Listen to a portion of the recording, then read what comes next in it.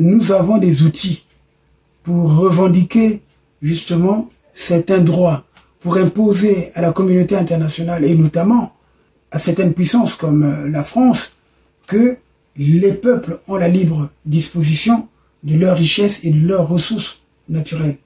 Ce droit s'exerce dans l'intérêt exclusif des populations. Pour ne pas dire, nous mettons en garde les dirigeants français, ceux qui favorisent justement ce désordre.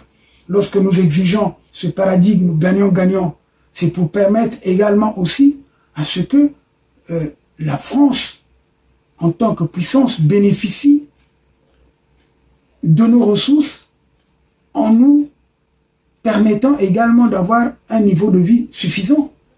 Ce n'est pas pour favoriser un dictateur qui empoche tout, qui planque l'argent par-ci par-là et que la France regarde et ils font semblant justement de dire bon, le Congo est en difficulté, il faut les aider, il faut obtenir un prêt au FMI. Non, c'est pas possible.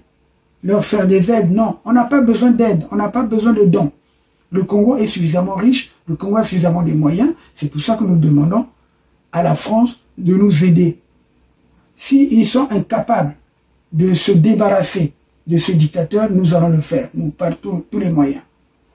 Donc, on ne peut pas répondre à la question par rapport à l'indépendance sans tirer la conclusion qui veut dire tout simplement le départ de Sassou est une nécessité. Je me rappelle quand j'étais au tribunal dans l'affaire Sassou Bongo contre Verschave, j'allais témoigner. Le président m'a demandé, mais dis donc, apparemment vous n'aimez pas Sassou. Je lui ai dit, je ne l'aime pas.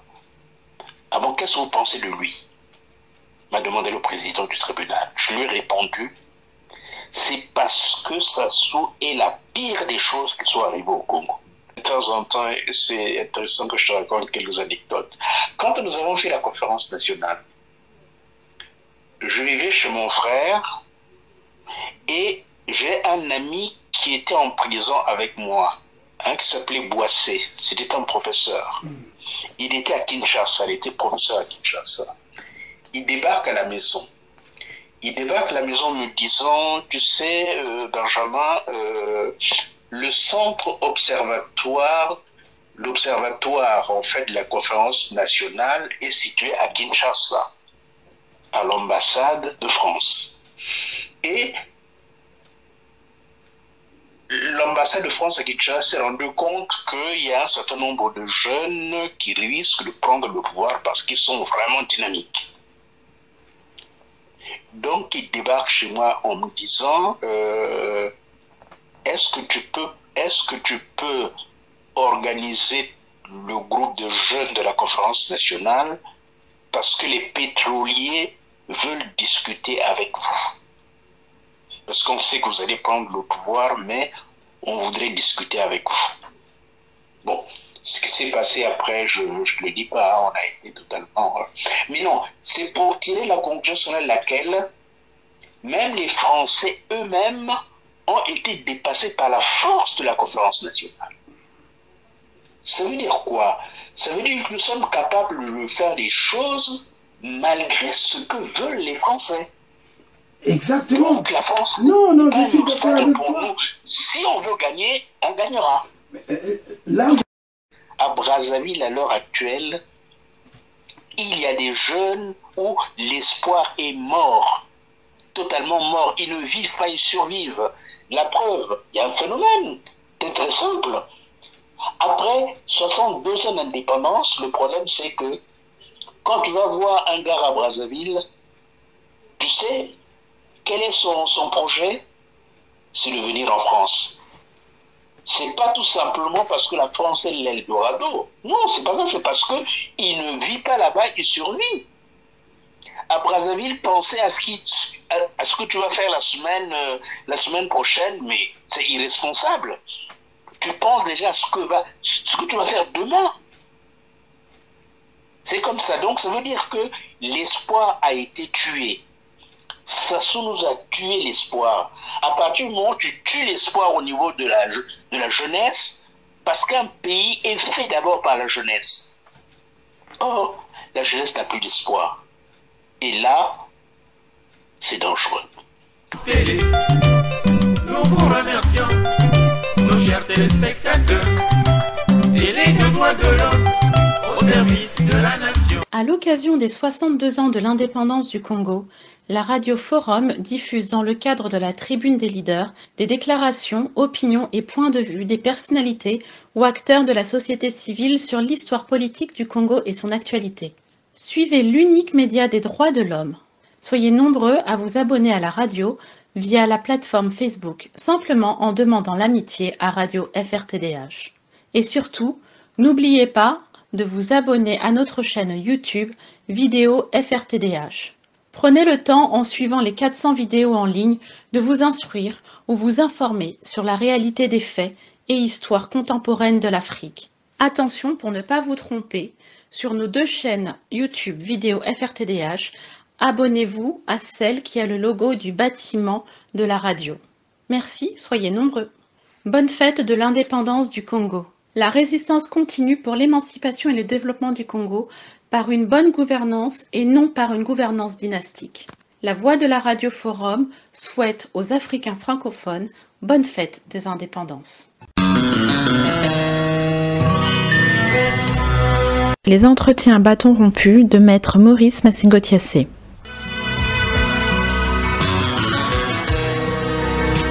Chers auditeurs, vous écoutez les entretiens bâton rompu de Maître Maurice Massingo-Thiassé. Vous suivez les entretiens à bâton rompu de Maître Massingo-Thiassé. Aujourd'hui, Benjamin Tungamani, responsable de la plateforme congolaise contre la corruption et l'impunité, PCCI, animateur d'Exodus. Allô? Oui, bonjour Ben. Bonjour Thiassé, comment vas-tu? Ça va bien, merci mon frère. Bon, comme annoncé, donc, nous commençons donc notre émission, notre série d'émissions, parce qu'on ne va pas faire une seule émission, étant donné que le sujet est très important.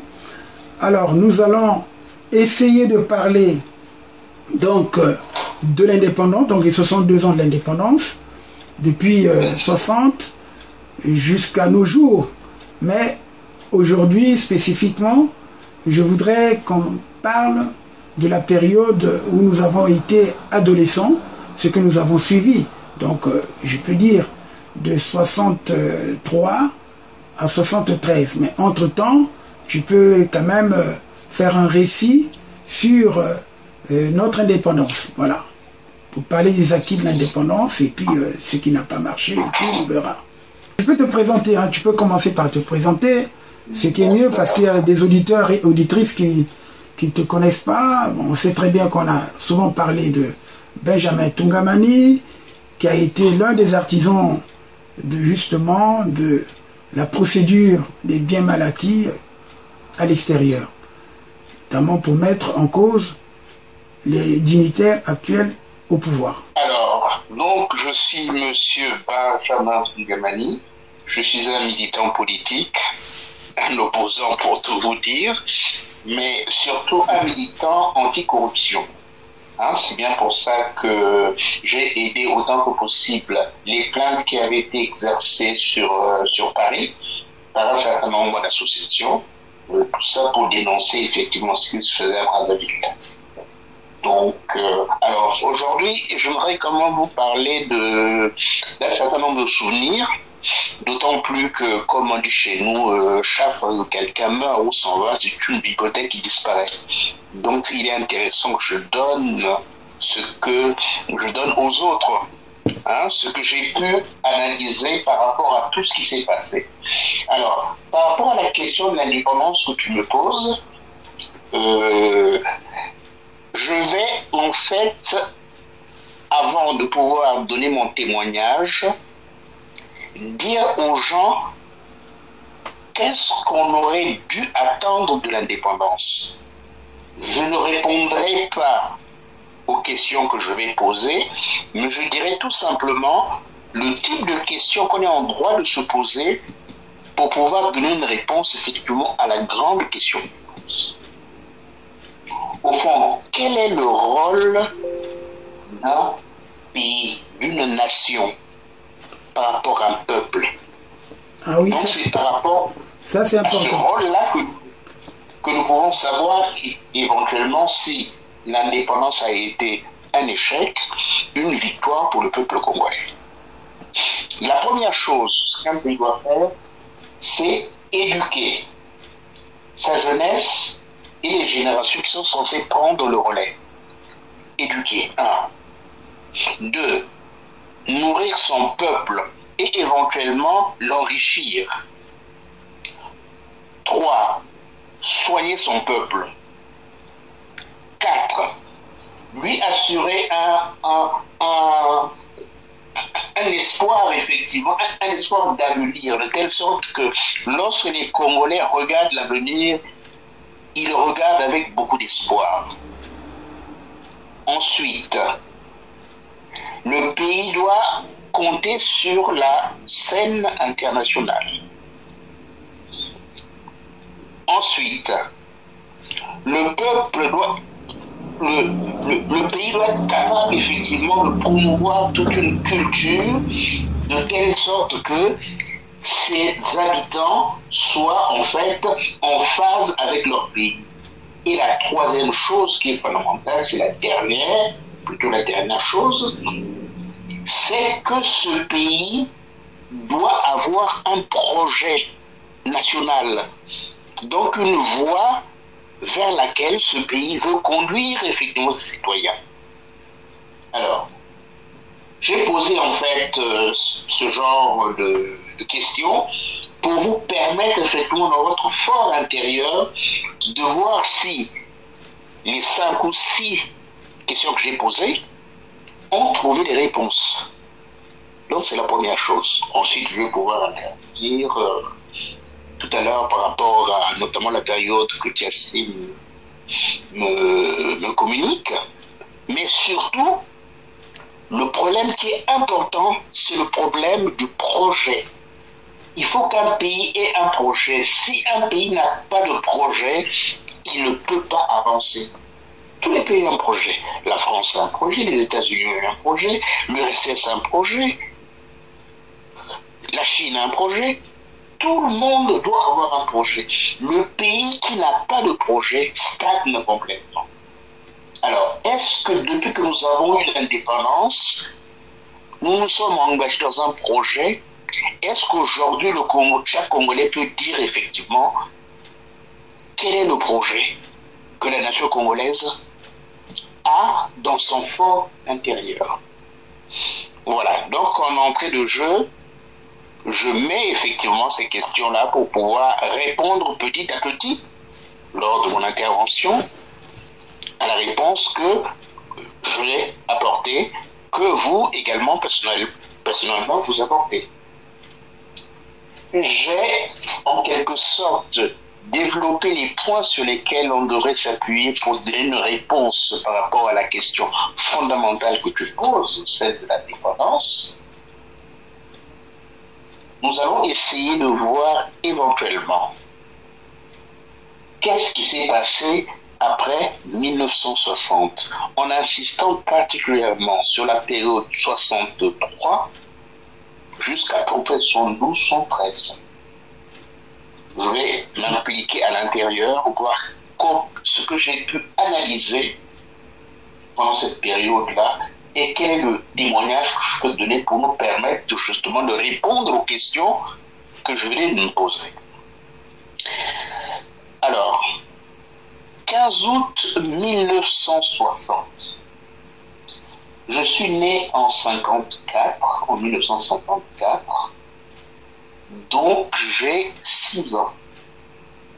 J'ai 6 ans, je vis à Poto-Poto.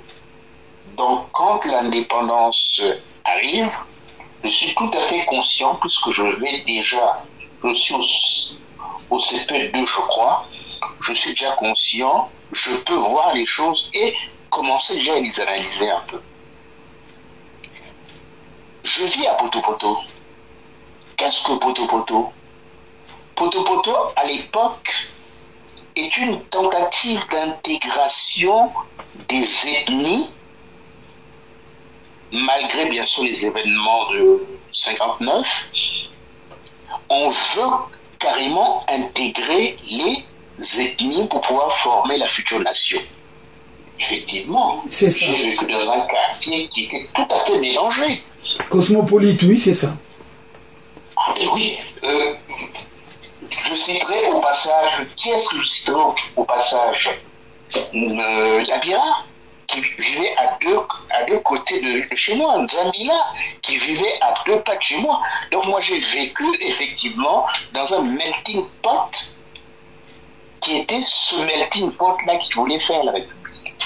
Déjà quand je remonte, parce qu'il faut que je dise un mot quand même, parce qu'après 1960, il est la période de Yulu et de Pango. Jusque-là, nous avons été durs avec Yulu et Opango. Yulu et Opango n'ont pas de véritable projet à l'origine. Étant donné que l'indépendance vient d'arriver, ça surprend tout le monde. Donc il est difficile effectivement qu'on arrive déjà à mettre un projet. Ils ont fait ce qu'ils ont pu. Mais la chose qui est très intéressante, c'est que déjà, Yulu et Opango ont dans la tête le fait qu'il faut faire une nation. Et pour faire une nation, il faut intégrer effectivement toutes les ethnies. Regarde le gouvernement de Yulu. Il y avait pratiquement toute la nation à l'intérieur. Il a fait un calcul savant en prenant les ministres de telle région, de telle région. Tout ça a été fait parce qu'on voulait justement qu'il y ait cette intégration-là. En plus, Yulu et Opango sont une icône. Pourquoi? Parce que quand on arrête Yulu, Opango était à l'extérieur, en voyage. Mais quand Opango rentre à Brazzaville, il va se constituer prisonnier. Donc moi je crois qu'à l'heure actuelle, si nous prenions l'image de ces deux, la main dans la main, ça nous aurait permis effectivement de pouvoir avancer. Donc je ne parlerai pas beaucoup de la période avant 63, pour la simple raison que il y a eu beaucoup de recherches, une voix, etc. Donc il ne faudrait pas être dur avec eux, d'autant plus qu'ils ont essayé. La preuve, déjà, Yulu et Opango veulent créer en fait un parti unique. Pourquoi ils veulent créer un parti unique? Ils veulent créer un parti unique parce que dans leur tête, ils avaient l'impression que pour que les Congolais soient unis, il fallait effectivement qu'ils aient un seul groupement politique. C'est exact. On peut les comprendre. On peut les comprendre parce que si on les juge d'après ce que nous savons à l'heure actuelle, nous risquons d'être sévères avec eux. Ils ont essayé de faire quelque chose. La preuve, même après 63, cette tentative revient avec le MNR, parce que le MNR est un parti unique. Donc ils n'avaient pas tort. Alors, donc je ne reviendrai pas à cette période-là, en glorifiant quand même Yulu et Opango, par rapport à l'unité nationale, ce qu'ils ont fait est très important. À mon avis, on devait même leur faire un mausolée, la main dans la main, pour dire que pour que le Congo s'en sorte, il faut que les deux entités, parce qu'on sait qu'au Congo, il y a 2 entités, le Sud et le Nord, puissent se donner la main effectivement pour pouvoir construire la future nation. Alors, je reviens sur 63.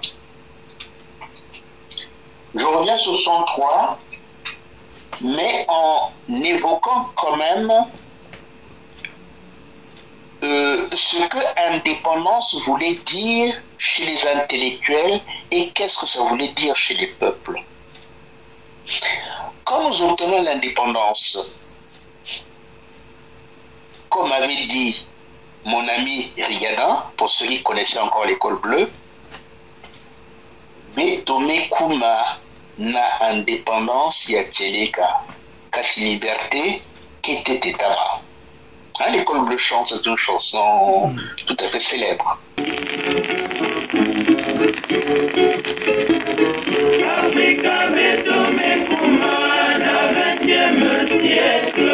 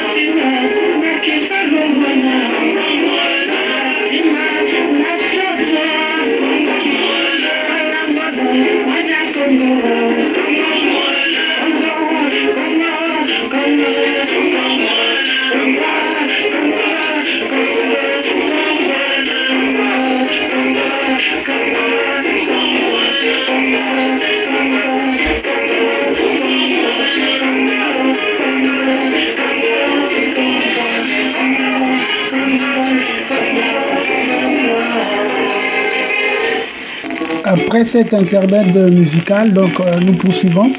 Benjamin, donc tu peux continuer. Donc, nous avons l'indépendance. Il n'y a pas il n'y a pas une réflexion commune faite par les peuples et les intellectuels, et même par rapport à toutes les ethnies, par rapport à toutes les régions, pour pouvoir demander cette indépendance-là. La preuve, beaucoup de peuples, quand il y a l'indépendance, se disent que l'indépendance leur permettra de revenir à la situation hantée. Les Téké pensaient peut-être qu'ils reviendraient presque au roi Makoko. Les Vili pensaient peut-être que c'est le royaume Vili qui allait continuer. Donc quand nous avons ça, nous ne sommes pas comme le FNL en Algérie. C'est-à-dire que en Algérie, ils commencent à bâtir déjà une organisation commune qui, après l'indépendance, effectivement, commence à orchestrer les choses. Or, chez nous, quand l'indépendance arrive, nous sommes totalement désunis et il faut faire la nation. Donc, quand le moment de 63 arrive, beaucoup de gens ne voient en 63 que l'aspect de la révolution. Alors moi, je ne crois pas sur une révolution en tant que telle. Moi, je crois que 63 est une prise de conscience qui se fait au niveau des intellectuels et au niveau d'une partie des peuples, conscience selon laquelle il nous faut construire effectivement une nation. La preuve, en 63, quand on voit la plupart des mouvements qui sont créés en 63, c'est toujours Tolingana, Toyokana qui vient. Quelles que soient les chansons des groupes vocaux, c'est toujours ce thème-là qui est mis devant. Tolingana, Toyokana, Tosalisana. Donc ça veut dire que 63 arrive, il y a cette nouvelle conscience qui est créée. Seulement, comme il n'y a pas un mouvement unitaire, les intellectuels ont leur projet, les populations ont leur projet à côté aussi. Donc, il y a une évolution un peu séparée qui se fait pendant tout ce régime-là, en 63. Donc, maintenant qu'on y pense, effectivement, on se rend compte que c'était vraiment très délicat, d'autant plus que quand nous avons l'indépendance, il n'y a pas une personnalité charismatique pour pouvoir amener le peuple devant, comme Lumumba. Il y a bien sûr Massamba Deba, Lumumba du côté de la RDC. Bien sûr qu'il y a Massamba Deba qui a fait beaucoup de choses, sauf que quand Massamba Deba arrive, il est président de la République, mais il n'est pas chef d'un mouvement populaire qui regrouperait les intellectuels et le peuple. D'où le problème. D'ailleurs, s'il y a quelqu'un également pour lequel je tire toute ma révérence, c'est Massamba Deba. Parce que Massamba Deba a été assez intelligent pour ne brusquer ni les populations, ni les intellectuels qu'il a avec lui, qui effectivement voulaient directement engager le pays dans la voie socialiste. À mon avis, beaucoup de choses ont été faites en 63, mais je vois qu'on a été un peu trop rapide pour pouvoir déjà adopter un socialisme scientifique dès le départ. En fait, le socialisme a surtout existé sur la tête des intellectuels sans la population. Donc les intellectuels, en fait, sont comportés en avant-garde. Mais c'est facile pour moi maintenant de faire la critique, étant donné que, comme je disais, il a été très très difficile pour les gens à comment on appelle son droit, de diriger en même temps un État et en même temps de créer une nation et d'organiser aussi un mouvement qui allait pousser cette nation-là vers un but. Donc ça a été assez délicat pour ces gens-là, c'est pour ça que je leur ferai pas la critique. Alors, qu'est-ce que je vois également de positif dans 63 ? 63 est très intéressant parce qu'il y a au moins un projet qui existe. Quel est ce projet ? De faire la nation. Le projet qui a été coupé en 68, ça a été celui-là. Le premier projet a été le projet de créer une nation, d'intégrer effectivement toutes les ethnies de telle sorte qu'on puisse faire effectivement une nation. Le Congo n'était pas une nation à l'époque. D'ailleurs, à l'heure actuelle, elle n'est toujours pas une nation. C'est Donc, exact. Oui. parce que, justement, on n'a pas réussi. Tout se passe dans la tête des intellectuels. Les Sassou Nguesso et les autres, mais ils travaillent dans leur tête. Est-ce que le peuple les intéresse? Pas du tout. Va à Brazzaville à l'heure actuelle. Déjà, demande aux gens ce qu'ils ont, ce qu'ils pensent de l'indépendance. Il y a même certains qui disent, par rapport à l'indépendance, ah, si les Français pouvaient revenir, on était mieux pendant l'indépendance. Combien de fois on n'a pas entendu ça? Ah, on était mieux pendant l'indépendance. Là, au moins, on pouvait aller à l'école. Là, au moins, on avait la vaccination. Là, au moins, l'hôpital, on pouvait se faire soigner à l'hôpital. Donc, en fait, il existe deux Congos. Le Congo qui est dans la tête des intellectuels et le véritable Congo réel des habitants qui n'ont toujours pas fait la véritable nation congolaise.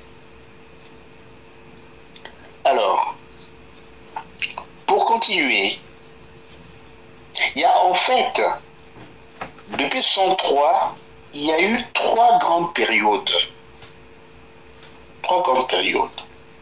La première période, c'est la période anti-néocoloniale qui a été donc celle de Yulo, de Mabiala Manganga et des autres, etc. Ça, c'était pour avoir l'indépendance, effectivement. Nous avons eu l'indépendance. La deuxième période, c'est le projet de 63 qui était de faire justement une nation après que nous ayons eu l'indépendance. Parce que sans nation, il n'y a aucun progrès possible. À l'heure actuelle, au Congo, il n'y a aucun progrès. Je dirais que le Congo n'a pas avancé d'un seul pas. Pour la simple raison que dans un pays, pour qu'on puisse avancer, c'est la nation qui avance. Ce n'est pas les gens individuellement qui avancent. C'est la nation qui avance. Mais or, à l'heure actuelle, je veux dire que la nation congolaise n'a pas avancé. Certains sont enrichis, mais en tant que tel, les populations n'ont pas changé. J'ai parlé de ces deux grandes périodes, la période anti-néocoloniale, deuxièmement la période de 103, qui était la période donc du projet national pour faire une nation. La troisième période, malheureusement, c'est la mauvaise période, c'est la période que j'appellerais le règne de l'Obumitri. Obumitri, peut-être les jeunes ne savent pas trop bien ce que ça veut dire, mais les gens de pouvoir savent très bien. Obumitri veut dire tout simplement qu'on parle d'une oligarchie qui est bureaucratique, qui est militaire, qui est tribaliste, et à l'heure actuelle, elle est même devenue comprador. Ça veut dire que la totalité, le système politique a mis la main sur la totalité des richesses. Oui. Totalité des richesses. Ce qui fait que théoriquement, il n'y a pas d'argent pour être quelqu'un du développement. Au Congo, pour être riche, il faut être plus ou moins proche de quelqu'un au niveau de la politique, etc. Sinon... Plus précisément, proche du clan. Surtout proche du clan, pas forcément la politique. Exactement. Proche du clan. C'est pour cela qu'il y a eu une nouvelle expression lorsqu'on parle de la politique familiale. Bon. Exactement. Voilà. Exactement. Parce que, comment est-ce que tu peux expliquer que les hommes politiques au Congo soient des milliardaires? Les gens vont à la politique parce que c'est presque un sacrifice humain qu'on fait pour aller à la politique. C'est exact. Ça veut dire que tu laisses de côté la tradition d'origine. Mais comment se fait-il à Brazzaville, les gens fêtent leur milliard? Bon, que ce soit les commerçants qui fêtent leur milliard, moi ça ne me gênerait pas. Mais comment se fait-il que les seuls qui fêtent les milliards, c'est les hommes politiques? Le salaire de Kiki, peux-tu me dire quelle activité commerciale il a eu à faire pour avoir des milliards? des gens comme les médias qui ont de l'argent. D'ailleurs, tous ceux qui sont les gros pontes du PCT, pas que du PCT, mais pratiquement de tout l'environnement politique, c'est les gens qui sont riches, qui ont des maisons, qui ont des tas de voitures, pendant que le peuple croupit dans la misère. Donc c'est la troisième période, comme je disais, c'est le régime de l'obumitrie qui est à l'heure actuelle. Ce qui veut dire que si on veut en quelque sorte donner déjà un début de réponse, je dirais que s'il y a quelque chose que nous n'avons pas réussi à faire depuis les indépendances, c'est la nation congolaise n'a pas avancé. De deux, à l'heure actuelle, 3 mots minent effectivement le Congo. 1, le tribalisme. Comment se fait-il qu'après près de 62 ans, à l'heure actuelle, nous en sommes encore à l'obumitrie, c'est-à-dire un régime tribaliste, réellement tribaliste, qui gère le Congo et qui risque de gérer encore le Congo pendant longtemps si nous ne faisons rien pour interrompre justement son ascension. Donc, le tribalisme. C'est le tribalisme qui dirige le Congo. C'est le résultat d'une seule raison qu'on a pu avoir les indépendances. 2. L'armée est au pouvoir. Dans Obumitrie, il y a bureau, il y a militaire, mitri, donc ça veut dire militaire. L'armée est totalement au pouvoir. Pourquoi je dis ça? Chaque fois qu'il a été question d'un changement de régime au pays, donc changement de la constitution, non, changement des institutions, alors que la constitution avait tout pour qu'on puisse résoudre le problème, c'est l'armée qui intervient. Tu te rappelles quand Ngouabi est mort? Oui. Quelle est la seule chose que les gens nous ont dit? La situation est militaire, c'est l'armée qui doit intervenir. Où est-ce qu'il y a une situation militaire? Il n'y avait pas de situation militaire, un président a été assassiné. Donc il existe, effectivement, dans la Constitution, des moyens pour pouvoir résoudre le problème. Non pas ça, mais qu'est-ce qu'ils ont fait? Ils ont fait un CMP. De le CMP avec qui? Avec les militaires. Et à l'heure actuelle, on a vu pendant la conférence, et surtout pendant le régime de Lissouba, si tu décidais aujourd'hui, ou si tu réussissais effectivement aujourd'hui d'introduire d'autres institutions politiques et sociales à Brazzaville, sans que tu aies l'encouragement de l'armée, tu ne tiendrais pas un mois. L'armée te ferait un coup d'État. Malheureusement, le problème de l'armée, il n'est pas que congolais, il est pratiquement africain. C'est-à-dire que les militaires pensent effectivement que ce sont les gens les plus intelligents. Donc, à l'heure actuelle, pour diriger les nations, il n'y a que les militaires qui peuvent le faire. Donc ça, c'est le tribalisme, l'armée au pouvoir. Et la troisième chose qui est importante, c'est le problème de la corruption. L'indépendance n'a finalement sécrété que la corruption à l'heure actuelle.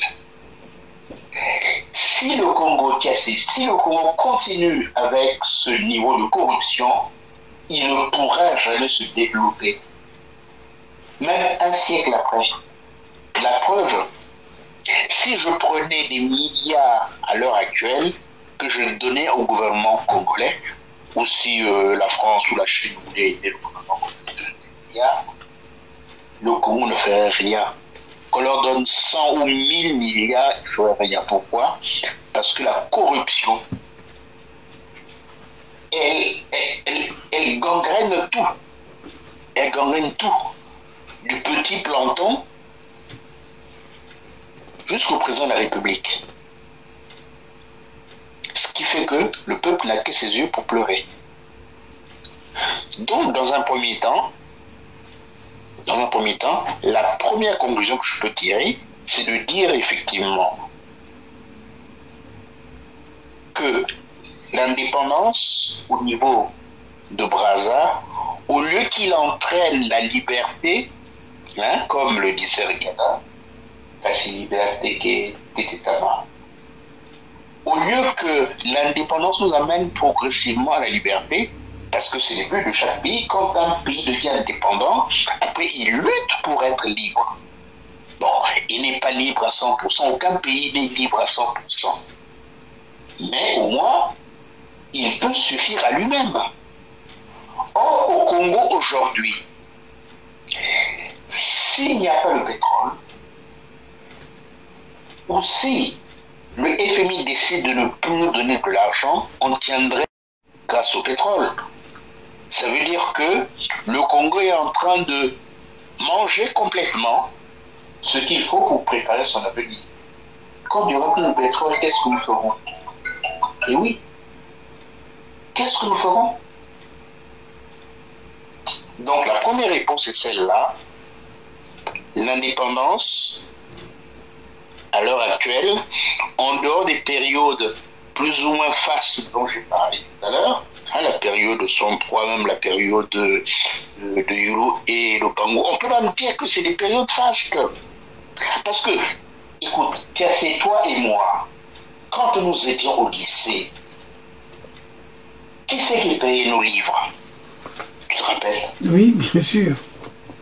Oui. Qui paye nos soins médicaux? Mais c'est l'État. C'est l'État qui était organisé. C'est l'État qui était organisé, c'est pas nos parents. Il y avait rien. Exactement. Nous avions des parents pauvres, nous avions des parents paysans, nous avions des parents ouvriers. Mais ça a réussi à faire des gens comme nous. Voilà. D'ailleurs, la dernière fois, je regardais, je me suis retrouvé avec Osebi, Henri. Henri, oui. Je me suis retrouvé avec Henri lors du procès de Verchava, un innombrable procès donc, auquel j'ai participé pour taper un peu sur le régime congolais. Je disais à Henri, mais Henri, c'est l'État congolais qui a fait que tu deviennes ce que tu es. Moi, c'est l'État congolais qui a fait que je devienne ce que je suis, qui m'a payé la bourse que je vienne en France ici, pour devenir ce que je suis. Mais pourquoi est-ce que tu ne fais pas la même chose pour tes petits frères? Nous, on a eu cette chance-là, mais on ne donne pas cette chance-là au niveau des petits frères. C'est ça justement le problème, le grand problème, c'est celui-là. C'est-à-dire que nous sommes des égoïstes. Et c'est pour ça qu'il faut se battre. Parce qu'aujourd'hui, pour rebondir un peu, tu as parlé de la préférence aujourd'hui d'une partie de la population pour la France. C'est-à-dire que cette nostalgie qu'ils ont sur la France, c'est parce que lorsque Malraux, par exemple, il a fait son discours, il a bien dit, la France vous lègue des organisations économiques, administratives, financières. Mais s'il n'y a pas d'État, de telles organisations, elles ne suffisent pas à faire un État. Donc c'est textuellement ce que nous disons. Aujourd'hui, il n'y a pas une organisation. L'État n'existe plus. Avec le système, tu sais très bien, lorsque nous étions au lycée, il y avait le phénomène déjà, le phénomène nouveau de Yakanuki Noki. Donc ce sont des gens qui ont occupé l'administration sans avoir une formation, sans compétence. Donc déjà, comme tu as su bien le dire, le biométrique commençait déjà à s'installer, à s'instaurer. Tu comprends? Exactement. Donc c'est tout ça qu'il faut voir. C'est pour ça que je dis tout simplement qu'il y a eu une certaine noblesse dans les services que l'État français a laissés au Congo. Et ces services ont continué sous Yulu et sous Massamba Deba. Et même en partie sous Ngouabi. Sinon, nous on ne serait pas là où nous sommes. Hein, comme tu as su bien le dire. Tu vois, donc c'était pour rebondir. Exactement. Exactement. Oui, mais justement, c'est que bon, moi lorsque je discute avec des gens, quand ils me disent oui, nous sommes à ce point-là parce que les Français nous ont colonisés. On a dit oui, mais ils ont colonisé il y a 60 et quelques années. Maintenant, théoriquement, nous avons de quoi pouvoir partir sans les Français. Tu sais que en 63, lorsque le Congo a fermé la base militaire française qui était au Congo, ça voulait dire justement que nous étions en train de prendre notre propre envol. Mais depuis, qu'est-ce que c'est devenu? Mais je voulais rebondir dans ce sens-là d'ailleurs. Hier, j'ai eu un entretien avec Jean-Luc Maleka, qui t'a d'ailleurs salué parce que je lui avais annoncé que tu devais participer au débat. Merci. Ouais, c'est ça. Donc c'est lui qui me dit, parce que son père finalement, il m'a fait des confidences. Son père était très proche, comme tu as su bien le dire, lorsqu'il y a l'indépendance.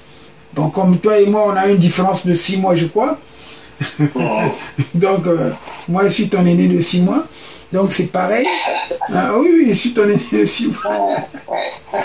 Bon, moi... Donc, par rapport à ça, nous étions à l'école primaire, donc on a vécu cela.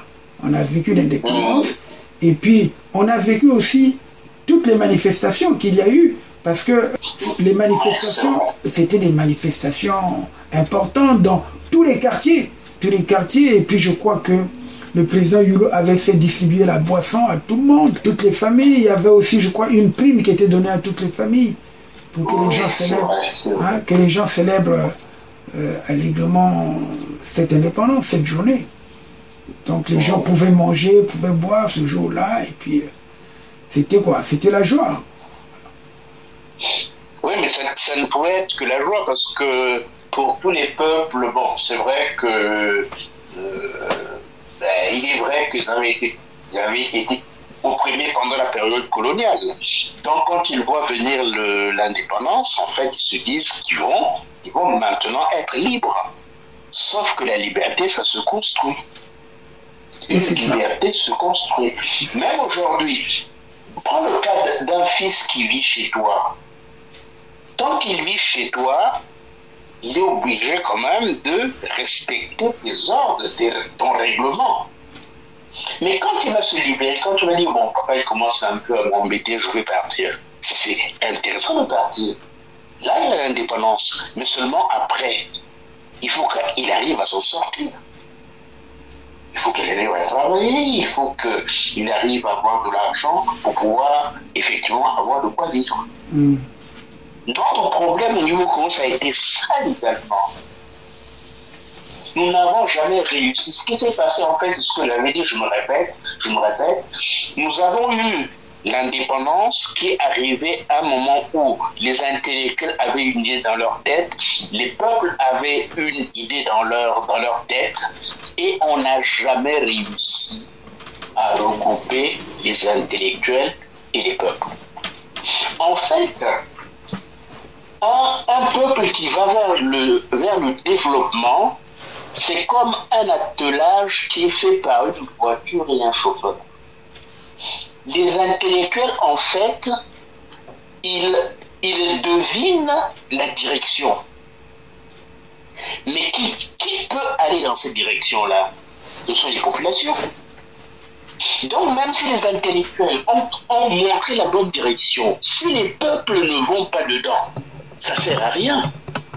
Moi, un aîné qui s'appelait Ange Diawara me disait, mais en politique, le problème n'est pas de bouger, de tourner comme un cabri. Le problème, c'est de faire bouger les gens autour de toi. C'est pas à toi de bouger comme un fou. C'est toi qui dois faire bouger les autres. Donc, ça veut dire que quand nous avons nos idées en tant qu'intellectuels, ces idées ne peuvent être valables que lorsque nous arrivons à partager ces idées avec les populations. Or, à l'heure actuelle, et je reviens, nous n'avons toujours pas de projet. Si tu descends au Congo à l'heure actuelle, Tu t'en vas voir quelqu'un à Kakamweka, tu t'en vas voir quelqu'un à Ouando, tu t'en vas voir quelqu'un à Pointe-Noire, à Dolisi ou à Kinkala. Tu leur dis quel est notre projet. Tozako Kende Wapi. Il ne saura pas te répondre. Mais la réponse a été donnée. Hein? Tu connais le programme de Sassou, allons seulement. Donc, allons seulement, on ne sait pas où. Exactement. Oui, et oui. Allons seulement. On n'a pas besoin de savoir où nous allons, mais allons seulement. Voilà. Mais c'est ça le slogan, le véritable slogan. Voilà quoi. Oui, tu peux. Ah, tu sais que dans les populations, il y a une intelligence. Hein. Même quand tu disais Ebonga, Ebonga, toujours meilleur. Ça voulait dire beaucoup de choses. C'est ce qui se passe au niveau des gens qui sont en politique à l'heure actuelle. Où va le pays, c'est pas leur problème.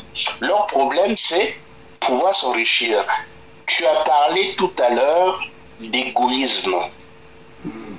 Moi, je dirais que les politiciens congolais sont pratiquement tous des égoïstes. Exact. Beaucoup sont des égoïstes. Pour la simple raison qu'à l'heure actuelle, ils ne pensent réellement qu'à eux. Pour moi qui suis avec des organisations qui essaient d'étudier autant que possible les flux financiers qui doivent se passer au niveau des pays, je dirais qu'il y a au moins 80% de la masse financière du Congo qui se perd dans les rouages personnels, totalement. Donc, seuls 30% sont réservés pratiquement à la résolution des problèmes nationaux. Et comme ça, un pays ne peut pas avancer. Je te dis, Kassé, oui, si nous allons faire des procès. Le pays est démocratique. Donc, les départements, les régions et tout. Elle est enclavée dans la France, pour ne pas dire. Mais je dirais ceci, qu'aujourd'hui, nous devons continuer à faire cette pression. Le procès qu'on va faire sur la France comme tel n'a pas tellement de sens. Il faut faire la pression contre ces dirigeants qui sont en copinage, qui sont en complicité avec le pouvoir de ça. Vraiment coupable, hein. Voilà, Coupable, mais vraiment, mais c'est pour ça que je leur dis, moi en tant que défenseur des droits de l'homme, je serai le premier à porter plainte contre ces dirigeants pour non-assistance au peuple en danger et en violation des dispositions que eux-mêmes nous ont imposées. Parce qu'il y a, en fonction de ce qui est dit dans la charte africaine des droits de l'homme, la spoliation, la complicité, par rapport à ce qui est dit dans, il y a la brochure sur la francophonie également, parce qu'il y a la charte de la francophonie, et cette charte parle de la démocratie. On parle au nom des peuples. Et ces peuples-là ne sont pas respectés. Aujourd'hui, les Congolais, comme tu as su bien le dire, meurent d'inanition. C'est-à-dire, ils meurent de faim, ils meurent de manque de soins et tout. Il y a beaucoup de choses. Mais ça, nous allons dire, mais qui était le complice? Et surtout, Hollande. À moins qu'il meure avant, mais s'il est en vie, mais lui, il va répondre par tous les moyens, on va le traîner en justice. On va le traîner, il viendra témoigner. Hein, pourquoi il a dit ça? C'est ça. Ah non, mais nous avons les moyens. Les moyens juridiques existent. On peut amener l'affaire même jusqu'à la Cour internationale de justice, à la CIJ. Non, mais il faut commencer. Non, mais moi, en tant que juriste, j'ai trouvé la solution. J'ai suivi quelqu'un qui est passé à une télévision, qui a repris ce que je dis. Le problème du Congo, c'est l'application, la non-application des textes, la non-application du droit. Et donc, quand on n'applique pas le droit, on n'applique pas les textes, on devient un pays anarchique.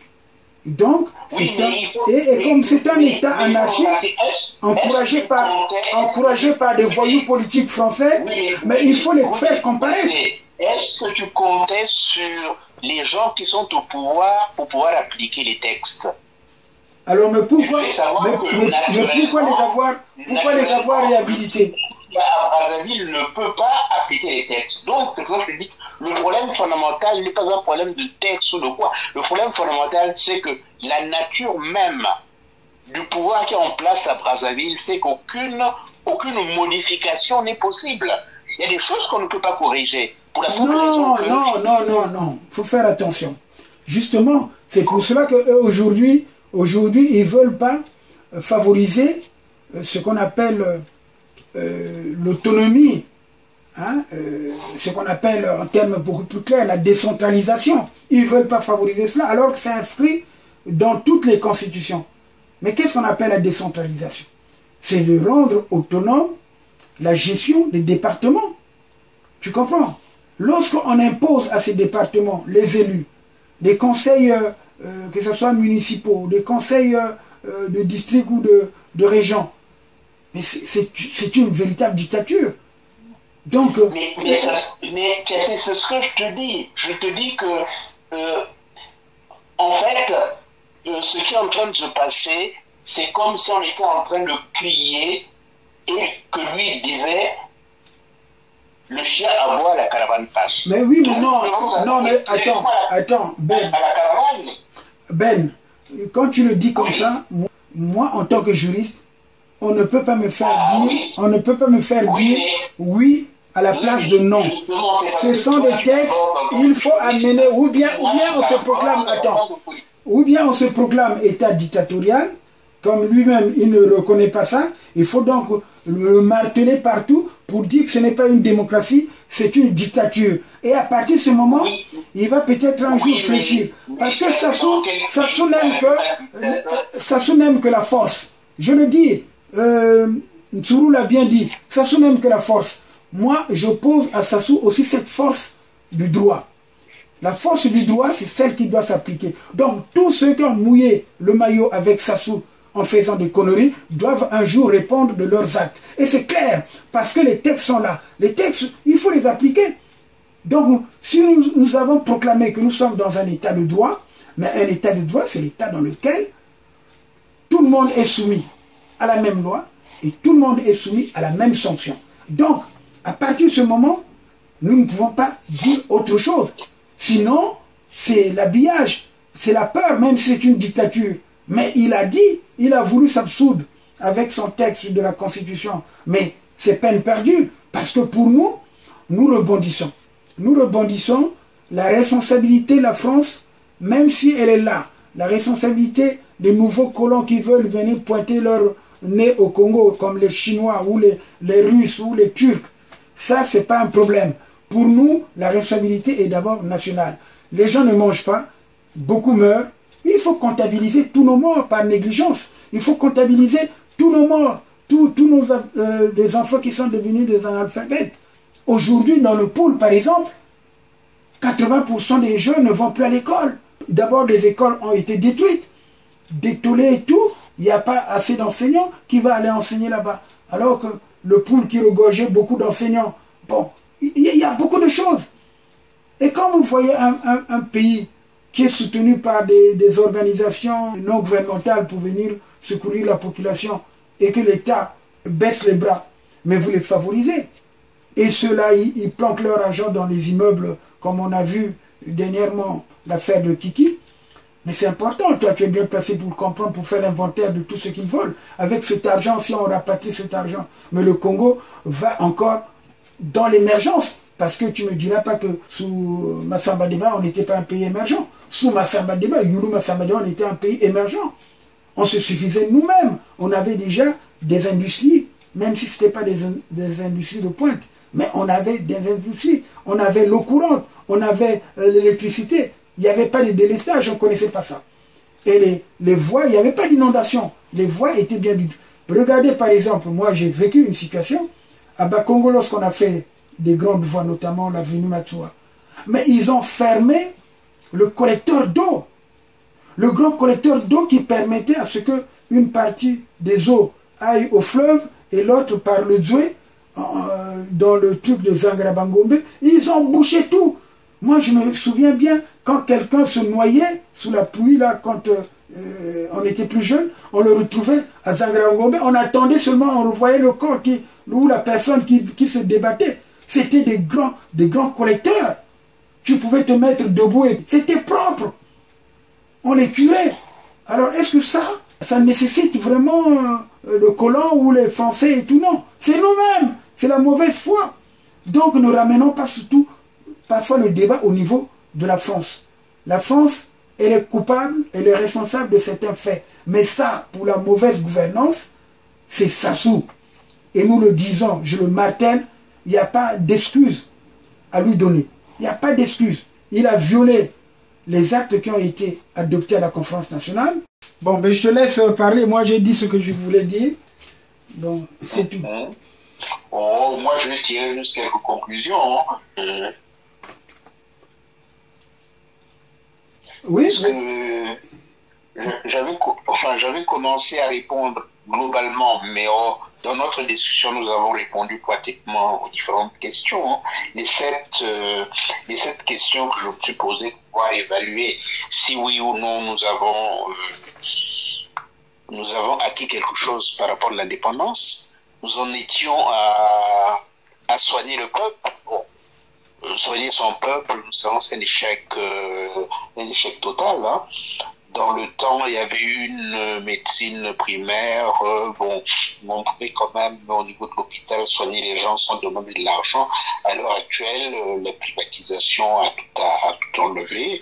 Et puis la volonté des populations n'existe pas. Quand un responsable politique est malade, dès qu'il a une petite toux, c'est en France qu'il vient. À partir de ce moment-là, D'ailleurs, nos amis de l'Afrique de l'Ouest disaient très bien que rien qu'avec l'argent que nous perdons à envoyer effectivement des gens en France se faire soigner, il y a longtemps nous aurions reconstruit un autre hôpital. Hein. Bon. Oui, bon, même plus. Mais il y a aussi, je pense que tu as suivi par exemple, je m'excuse, tu as suivi l'actualité de ces quelques jours-là. Il y a une association des pays du Niari qui a collecté ou qui a réussi à avoir du matériel, un équipement, un plateau technique de l'hôpital de Dolisie, mais ce plateau technique a été détourné et envoyé dans le nord. Vous voyez par exemple ce genre de choses. Hein, je pense que tu es au courant de ça. Oui, bien sûr. Bon, bien sûr. Alors, et puis c'est pas la première fois, parce que moi je le dis, c'est pas la première fois. Il y a eu un cas comme ça, il y a eu un appareil de dialyse qui est arrivé à Brazzaville, et cet appareil qui devait être... c'est-à-dire que moi, tous ces phénomènes-là ne m'étonnent pas. À partir du moment où j'ai dit au Bumitri, tout ce qui est en train de se passer me paraît logique quand j'ai affaire à un dictateur. Quand j'ai affaire à un dictateur, je n'attends rien de lui. Moi, le Sassou, je n'attends pas qu'il applique une seule loi. Je n'attends pas qu'il applique une constitution. Depuis quand est-ce que tu as vu un dictateur dire qu'il est dictateur? Depuis quand tu as vu un dictateur appliquer quoi que ce soit? Non. Moi, je crois que la seule solution qui existe à l'heure actuelle, c'est le débat de Sassou et de son système. Alors maintenant, il faudrait justement qu'on se prépare, qu'on se concerte pour trouver des voies et moyens pour sensibiliser cette opinion publique nationale et internationale, notamment française, à ce que nous nous débarrassions de ce gars. Bon, c'est tout. Ben oui, bien sûr. De toute façon, je dirais même que, en fait, ce que personnellement je dis, c'est tout simplement pour faire prendre conscience aux gens. Je ne dis pas que j'ai la solution. C'est pour faire comprendre aux gens que si nous n'arrivons pas à expurger le Congo de ce système-là et de Sassou, on ne s'en sortira pas. C'est tout. Si le ça veut dire organisons-nous. Ce que je ne dis pas directement, c'est organisons-nous. Parce que sinon, ça ne donnera rien. Alors, j'étais au quatrième point, donc le quatrième point, non, le troisième point, c'était effectivement sonner sans. Le quatrième point, assurer un espoir d'avenir. Mais c'est important. Quand tu t'engages dans un tunnel qui est noir, si tu vois la lumière au fond du tunnel, tu vas continuer ton chemin. Parce que la lumière, elle est là. C'est qu'un jour, j'arriverai à sortir du tunnel et je verrai la lumière. Or, à Brazzaville, à l'heure actuelle, il y a des jeunes où l'espoir est mort. Totalement mort. Ils ne vivent pas, ils survivent. La preuve, il y a un phénomène. C'est très simple. Après 62 ans d'indépendance, le problème c'est que quand tu vas voir un gars à Brazzaville, tu sais quel est son projet? C'est de venir en France. C'est pas tout simplement parce que la France est l'Eldorado. Non, c'est pas ça, c'est parce qu'il ne vit pas là-bas, il survit. À Brazzaville, pensez à ce que tu vas faire la semaine prochaine, mais c'est irresponsable. Tu penses déjà à ce que tu vas faire demain. C'est comme ça. Donc, ça veut dire que l'espoir a été tué. Sassou nous a tué l'espoir. À partir du moment où tu tues l'espoir au niveau de la jeunesse, parce qu'un pays est fait d'abord par la jeunesse. Or, la jeunesse n'a plus d'espoir. Et là, c'est dangereux. Cinquièmement, est-ce que le Congo, après 62 ans d'indépendance, compte sur la scène internationale? Mais je dirais non. Non, oui, bien sûr. Nous ne comptons pas sur la scène internationale. Déjà, en Afrique, à l'heure actuelle, je ne sais pas si toi ça t'arrive, les gens ont honte de dire aux autres qu'ils sont Congolais. Ils ont honte de dire qu'ils sont Congolais. Hier, on avait beaucoup de superbes par rapport à un certain nombre de pays d'Afrique. Parce qu'on pensait qu'on gérait mieux, qu'on était en train de s'en sortir. Mais à l'heure actuelle, nous faisons la risée pratiquement de toute l'Afrique. Exact. Donc, en ça, c'est également un échec. Un échec complet. Sixièmement, le projet pour l'avenir, le fameux projet dont on parlait.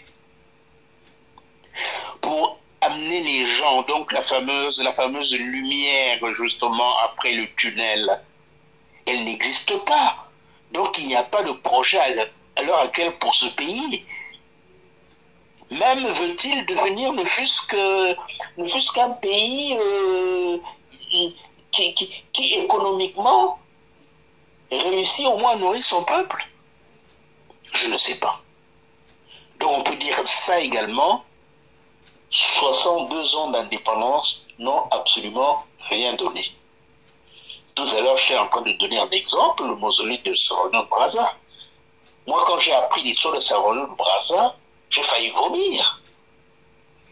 Je dis, mais comment je me suis rappelé quand nous étions au lycée Savono de Brazza. Tu sais que le lycée s'appelait Savono de Brazza. Tu te rappelles, Tiassé? Mais bien sûr, je connais. On l'a baptisé. C'est lycée, oui. On l'avait débaptisé lycée central. Et puis, bon, c'est ça. Et oui. Donc, déjà, nous savions, nous, à notre niveau, que dans la tête, déjà, il faut avoir les idées claires par rapport à l'indépendance, par rapport à la liberté et à l'autonomie. Donc, nous nous sommes débarrassés de Savono de Brazza dans la tête. Qu'est-ce que ça souffrait? Il nous ramène Savono de Brazza pour des problèmes de maçonnerie, de je ne sais quoi. Et tout le monde est d'accord, les intellectuels de Sassou qui étaient avec nous au lycée, etc., ils acceptent des choses comme ça. Comment vous pouvez faire un mausolée à un colonialiste, à un violeur? Parce que Savono a violé des femmes. Il y a des femmes congolaises. Un violeur comme ça, et vous lui faites un mausolée. Écoute, c'est grave. Donc, une fois que on a parcouru toutes les questions que je me suis posées, je dirais que les acquis que le Congo a pu avoir depuis qu'il est indépendant ne se compte même pas sur les doigts de la main. C'est pratiquement zéro. Par contre, les points négatifs, mais il y en a plein. Ma main, mes deux mains, mes orteils ne suffiraient pas justement pour les dénombrer. Donc, en quelque sorte, pour répondre globalement à la question, je dirais tout simplement que l'indépendance a été un échec pour le Congo. Et à cause de qui? À cause de celui qui est responsable de donc Sassou Nguesso. Et c'est pour ça que tout à l'heure quand j'intervenais, c'est parce que tout simplement je voulais par la méthode arriver à démontrer aux gens qui ont l'impression qu'on le fait parce qu'on est tribaliste. Hein, je parlais d'Akwala Tipo et de Sonny Benga, hein, que j'ai vu lors d'une interview par rapport à l'indépendance. Mais ils n'ont pas des responsabilités justement de Sassou et de ce qui est en train de se passer à l'heure actuelle pour dire que, étant donné qu'il a tenu, c'est lui qui est là au pouvoir à l'heure actuelle et qui a été au moins pendant 40 ans responsable de la destinée du Congo, donc c'est lui qui est responsable. Et comme c'est lui qui est responsable, nous ne pourrons pas nous en sortir en mettant de la rustine sur Sassou. Ça ne marchera pas. Il faut changer carrément la chambre à air. C'est pas en y mettant de rustine. Ça veut dire que tant que Sassou ne sera pas parti, son système ne sera pas parti, on ne s'en sortira pas. Donc, on ne peut pas répondre à la question par rapport à l'indépendance sans tirer la conclusion qui veut dire tout simplement le départ de Sassou est une nécessité. Je me rappelle quand j'étais au tribunal dans l'affaire Sassou Bongo contre Verschave. Je l'ai témoigné. Le président m'a demandé, mais dis donc, apparemment vous n'aimez pas Sassou. Je lui ai dit, je ne l'aime pas. Ah bon, qu'est-ce que vous pensez de lui? M'a demandé le président du tribunal. Je lui ai répondu, c'est parce que Sassou est la pire des choses qui sont arrivées au Congo. Donc, tant qu'on n'allait pas nous débarrasser de Sassou et de son système, rien n'est possible au Congo. Donc, si j'avais une conclusion rapide à dire, c'est celle-là. Donc, je résume à peu près ce que j'ai dit. Je dis, effectivement, il y a quand même des Congolais qui ont essayé de faire quelque chose, malgré le fait qu'on n'avait pas un projet qui était vraiment totalement ficelé. Mais malheureusement, ce projet a commencé à capoter, notamment en 72, lorsque le M22 a été vaincu. Pourquoi je le dis? Dans le M22, ce qui est très important, en dehors du point politique du M22, ce qui est très important, c'est Yulu et Opango, la main dans la main, Diawara et Ikoko, la main dans la main. Ça veut dire que c'est le même phénomène qui est revenu, malheureusement, qui a échoué. De toute façon, Ngouabi savait, en 72, il savait très bien que sa mort était programmée. Oui, s'il avait pris pratiquement les meilleurs, non pas les meilleurs politiques, mais les meilleurs qui avaient au moins un projet d'unité nationale, qu'il avait pratiquement tué ou mis en prison. Donc il se retrouvait entre les mains de Sassou et on a vu ce qui s'est passé. D'ailleurs, c'est pas pour rien que la mort de Ngouabi n'a plus jamais été, on n'a jamais envisagé effectivement de pouvoir revoir son procès. Pourquoi Sassou n'est jamais venu témoigner au procès et pourquoi Madame Ngouabi n'est jamais venue témoigner au procès? Ça veut tout dire. Ça veut tout dire. Donc, à mon avis, la cause, elle est dite. L'indépendance a été un échec pour nous. pour pouvoir avancer, nous sommes obligés de changer de système. Changer de système et changer d'homme. Il y a encore des Congolais qui sont capables de faire quelque chose, qui croient en leur pays, qui sont encore honnêtes. Si ces Congolais ne viennent pas au pouvoir, on s'en sortira pas. On s'en sortira pas du tout. Je crois qu'on les connaît, hein, on les connaît les uns les autres, des gens qui sont restés intègres, malgré la faim et la soif que ça se nous fait subir. Mais ces gens-là sont restés intègres. Je pense que si jamais ils ne viennent pas au pouvoir, ça va être très délicat. Qu'est-ce que tu en penses, Cassé? Non, mais c'est une bonne conclusion. Moi, je crois que tu as tout dit, hein. Parce que pour moi, tout à l'heure, là, c'était pour dire que il ne faut pas toujours culpabiliser les Français, parce que c'est vrai qu'ils sont de beaucoup dans l'échec de notre indépendance, parce qu'après tout, ils ont leurs pions qui soutiennent ces Sassou. Donc on retombe sur le même problème. C'est ce que tu as su bien dire lors de ton témoignage au procès de Versailles, parce qu'aujourd'hui, il faut continuer de l'affirmer. Il faut continuer à dire que si vous continuez comme ça, parce que nous parlons maintenant en tant que panafricanistes, l'Afrique aux Africains, et l'Afrique doit se développer en fonction des textes. Et je rebondis, ne faites pas de nos pays des républiques bananières. Ce sont des pays, vous avez voulu qu'on fasse de nos États des États de droit. Alors, libérez-nous, parce que c'est vrai qu'il y a un habillage. Lorsqu'on parle de démocratie, ça soit su exploiter ça en tant que dictateur. Parce que tous les pays, quels qu'ils soient, ils se disent toujours démocratiques.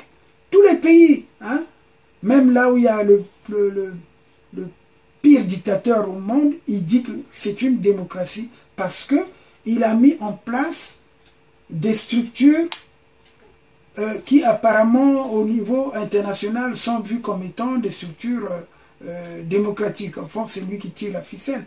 C'est comme j'ai dit, au Congo, tout est centralisé par Sassou. C'est lui qui est en même temps le législateur, l'exécutif et le judiciaire. Donc c'est lui qui ordonne, qui fait tout. Donc tous les trois pouvoirs... Et le responsable du projet, voilà. Enfin du non-projet. Voilà. Donc tous les pouvoirs sont centralisés. Le reste, ils nomment, ils distribuent. C'est ça les gens qui n'ont pas droit même à la parole. Ils n'ont pas droit à la parole et c'est ça justement qui est malheureux. Ce que les autres favorisent. Les Européens favorisent. Ceux qui arrivent à corrompre favorisent. C'est pour ça que nous devons les menacer en disant, si ça tombe, si par bonheur qu'il y a un changement, vous allez comparaître pour répondre. Moi je l'ai dit à Valls, hein, Valls plutôt en 2019, lorsque je lui ai remis l'exemplaire du rapport que j'avais fait aux Nations Unies, qui avait été publié par Afrique Éducation. Il y a la couverture, il y a la photo de Jean-Marie Michel Mokoko. Je lui ai dit, il m'avait répondu, on ne peut rien faire pour le Congo. Et ce qu'il avait dit, donc ça m'avait énervé. Donc c'est un témoignage. C'est pour ça que j'avais dit, ce gars-là, il me trouvera sur son chemin. Et c'est ça.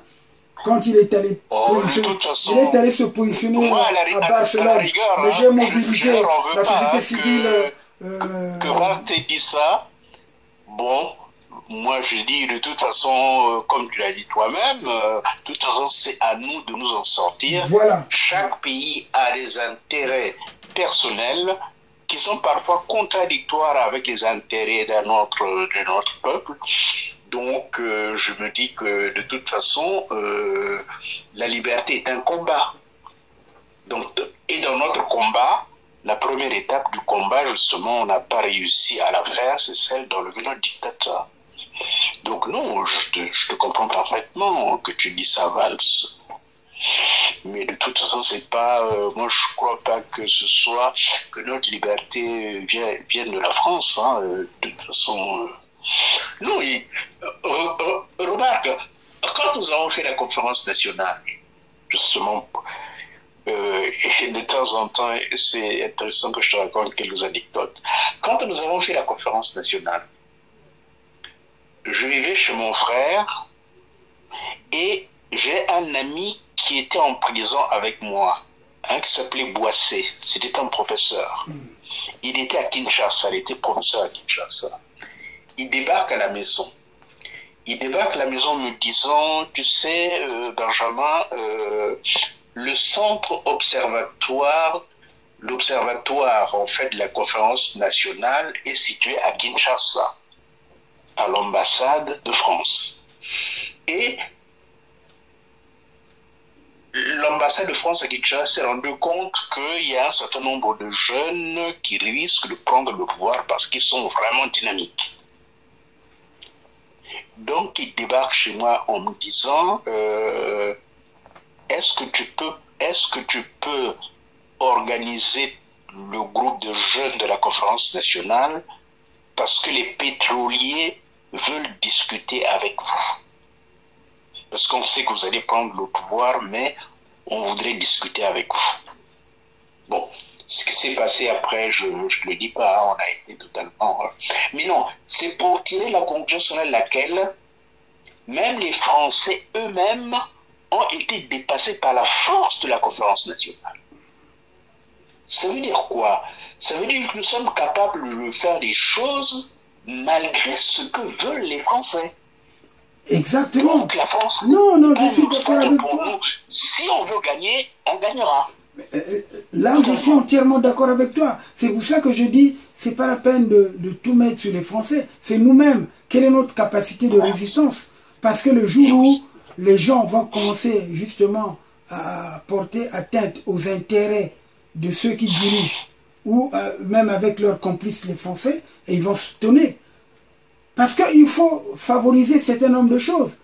Les gens ne sont pas pour que les Français sortent du Congo. Non, absolument pas. Les Congolais n'ont pas besoin d'avoir d'autres partenaires. Hein.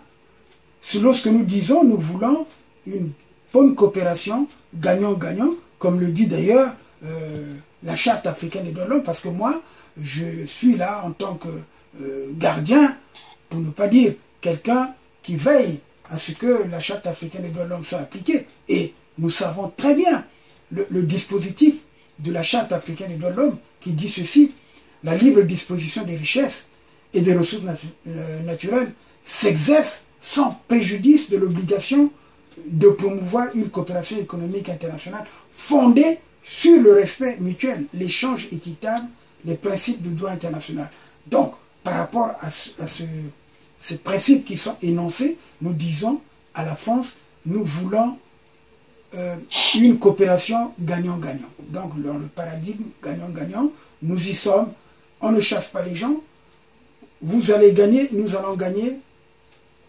Aujourd'hui, si l'Europe se plaint du développement de la Chine, c'est parce que ils ont favorisé la Chine, alors qu'ils n'ont pas favorisé l'Afrique.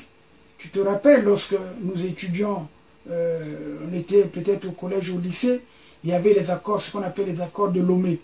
Ben, on nous demandait de produire ça, bon, les céréales, et puis il y avait le transfert de technologie. Mais en Afrique, il n'y a pas eu ce transfert de technologie.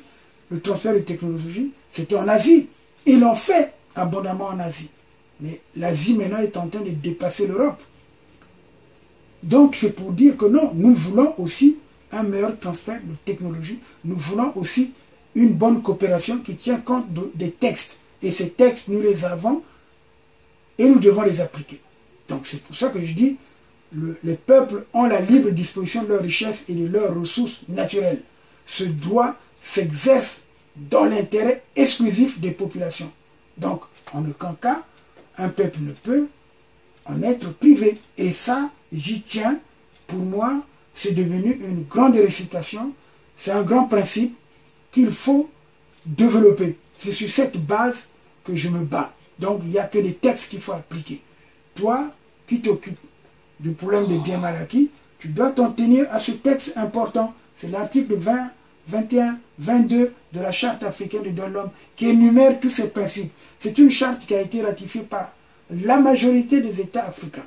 Donc, aucun État ne peut nier l'existence de ce texte. Et en plus, ça a été plus ou moins approfondi dans le cadre de l'OIF, la charte de l'Organisation internationale de la francophonie. Donc voilà pourquoi je dis la France, les dirigeants français qui ont favorisé justement cet énergumène de voleur Sassou Nguesso, qui aujourd'hui veut nous imposer son fils, doivent un jour comparaître. Et ça, c'est ma conclusion. Voilà. Je tenais particulièrement à te remercier ainsi que la radio pour ce type d'émission, parce que je pense que il est important que notre jeunesse connaisse par cœur l'histoire de notre pays, pour éviter de tomber dans les erreurs dans lesquelles nous sommes tombés, parce qu'en fait, c'était pratiquement notre génération qui aurait dû, comme le disait Odyssée, c'est-à-dire que c'est nous qui aurions dû effectivement traduire cette indépendance en quelque chose de positif. Malheureusement, nous n'avons pas pu. Donc, il ne faut pas qu'ils tombent effectivement dans les mêmes travers que nous. Il faut qu'ils sachent également ce qui s'est passé au niveau de notre pays pour qu'on en arrive là. Donc, je crois que la seule chose que je peux faire, c'est de souhaiter une très très bonne continuité et d'organiser le plus souvent possible ce type d'émission. Merci beaucoup.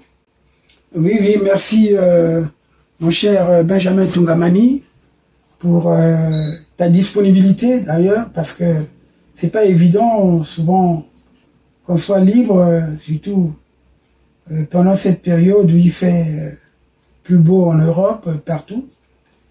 Donc on en profite. Et c'est pas la première et la dernière fois. Je crois que nous allons nous retrouver pour toujours approfondir la question du développement du Congo, de l'avenir de notre pays, le Congo, tout en sachant que nous n'allons pas croiser les bras, parce que nous sommes à l'extérieur, nous sommes à l'abri de cette violence politique. Nous devons édifier nos sœurs et nos frères qui sont restés au Congo. Voilà un peu le mot de fin. Bon, maintenant, si tu veux également rebondir, après tout, l'émission n'est pas clôturée. Oh, je pense qu'on aura l'occasion de pouvoir rediscuter de quelques points précis que nous avons évoqués dans l'émission. Donc, je suis tout à fait disponible pour pouvoir donner ma vue, mon témoignage par rapport à ce que j'ai connu, d'historique au niveau du Congo. Comme ça peut servir donc à notre jeunesse. Voilà. Merci. Bon, écoute, je te souhaite donc une bonne journée. À bientôt, mon cher Benjamin Tungamani. Oui. Forum FM 105.8, la radio des droits de l'homme, l'expression directe des citoyens et des associations. Lorsque les droits de l'homme sont violés, j'ai l'obligation de les dénoncer, quelle que soit la personne. Donc ce n'est pas les droits de l'homme qui appartiennent à une région, à un département ou à un pouvoir ou à une opposition. Non, on fait le relais de tout le monde. Lorsque les actions des pouvoirs publics sont des bonnes actions, il faut le reconnaître, sont des bonnes actions. Mais lorsqu'on estime que les pouvoirs publics sont en train justement de violer les droits de l'homme, il faut également dénoncer. Parce qu'il ne faut pas faire la dénonciation pour la dénonciation. Moi, je crois que c'est ça qu'il faut comprendre dans notre action. La promotion et la protection des droits de l'homme sont des causes internationales qui doivent être soutenues. C'est pourquoi, aujourd'hui, je dis que le seul moyen que nous avons, nous, c'est de permettre à la population de s'exprimer, de revendiquer ses propres droits, et pour qu'on les applique mieux, pour qu'on les respecte mieux. Forum FM, Radio Forum FM 105.8. Soyez les bienvenus à la Radio Forum FM. Nous vous remercions, nos auditrices et auditeurs. Nous émettons 24 heures sur 24. Pour nous capter sur Internet, il suffit de taper tout simplement www.radiofrtdh.org. Je répète, radiofrtdh en un seul mot.org. Forum FM. Radio Forum FM 105.8. Forum FM 105.8. Oh Maurice, c'est génial. C'est génial. On a cette vie, mais une seule radio. Une seule radio. Forum FM 105.8. Ça devient passionnant. Passionnant. Forum FM 105.8.